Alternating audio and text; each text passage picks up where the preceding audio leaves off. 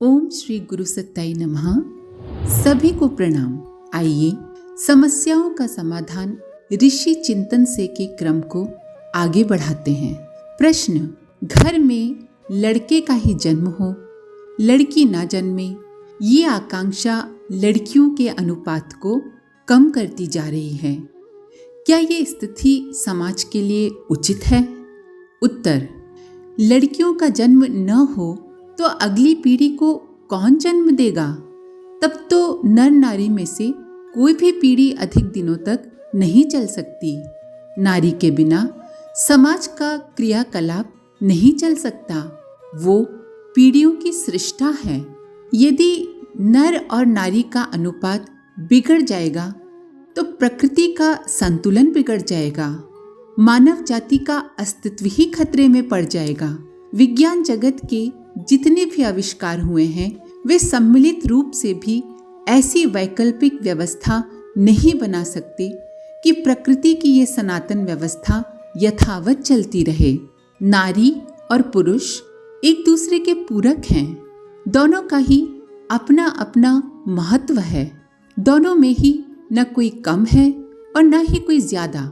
लड़कियों के अल्पसंख्यक स्थिति में पहुंचने अथवा उनके अनुपात में कमी होने से समाज में भयंकर अव्यवस्था फैलेगी। विवाह के बंधन में बंधकर मनुष्य मर्यादित रहता है।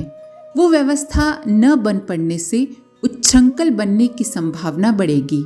संभव है कि विवाह के लिए आपाधापी मचे, वह प्रतिस्पर्धा भी चले जिसमें जबरन समर्थ और सशक्त अपने बाहुबल अथवा बुद्धि बल के सहारे किसी लड़की से शादी रचा लें, जैसा कि कभी राजतंत्र के सामंती युग में था। यदि इस प्रकार की विकृत आकांक्षा को न बदला गया तथा भेदभाव की जड़ें न उखाड़ी गईं, तो भविष्य में कितनी नई प्रकार की अगणित समस्याओं का सामना करना पड़ सकता है। इसीलिए विचारशीलों का कर्तव्य है कि अपनी मान्यताओं को बदलें तथा दूसरों को भी समझाएं कि लड़के और लड़की में भेद मानने की परंपरा जरा भी औचित्यपूर्ण नहीं है। प्रगतिशील देशों में कहीं भी ऐसा भेदभाव नहीं बढ़ता जाता और इसीलिए वह देश प्रगति कर रहे हैं। प्रश्न: नारी उत्थान के आंदोलन को प्रखर क्रांति का रूप देने के लिए विशेष रूप से किस प्रकार के योगदान की आवश्यकता है?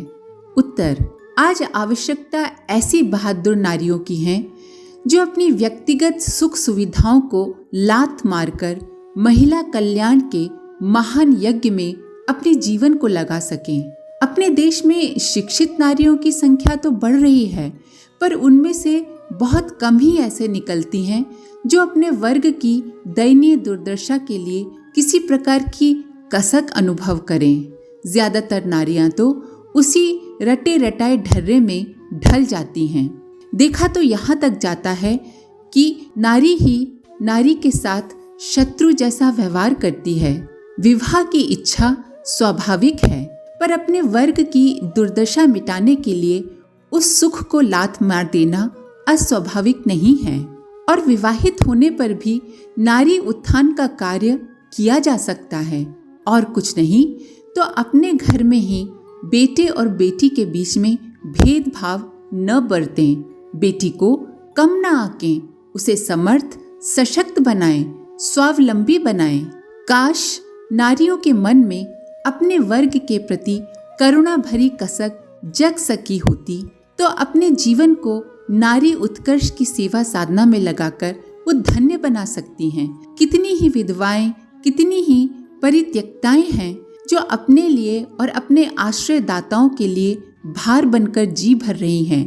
ये बहुमूल्य जीवन यदि वे महिला कल्याण के लिए नियोजित कर सकें तो परिस्थितियां वैसी न होती जैसे आज दिख रही हैं।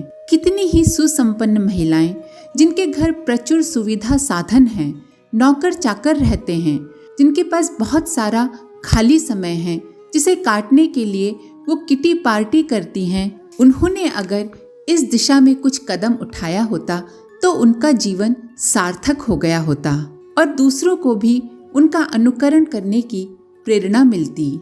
नारी उत्थान का आंदोलन अपने देश में एक प्रखर क्रांति का रूप धारण कर सकता है यदि उसमें कर्मठ, त्यागी, बहादुर और प्रबुद्ध महिलाओं का समुचित योगदान मिल पाए।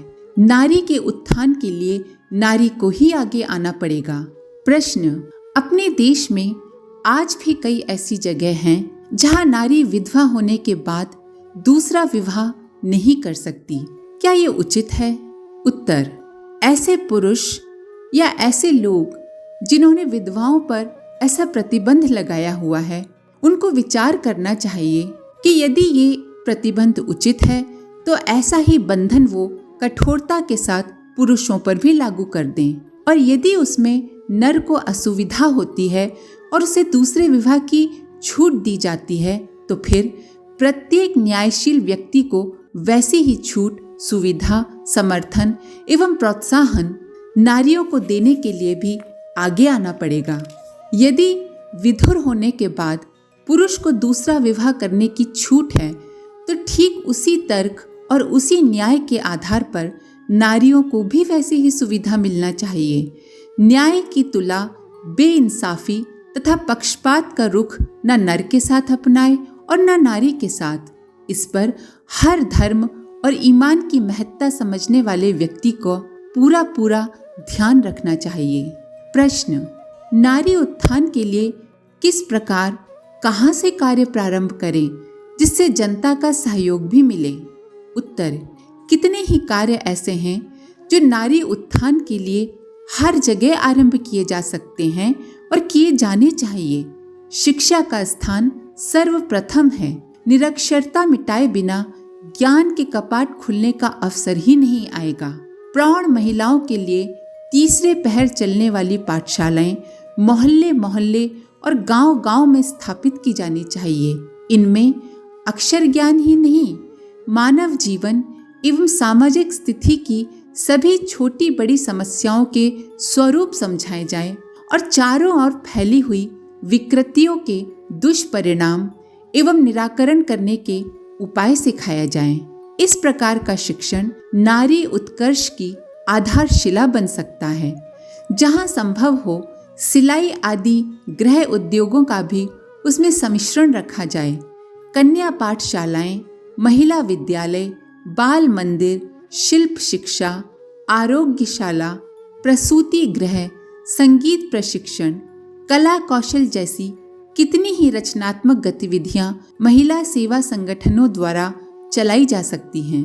सुशिक्षित महिलाएं उनके संस्थापन एवं संचालन का उत्तरदायित्व संभालें तो धन के अभाव में ये प्रवृत्तियां रुक सकने वाली नहीं हैं और अवश्य ही जनता का उदार सहयोग भी मिलेगा।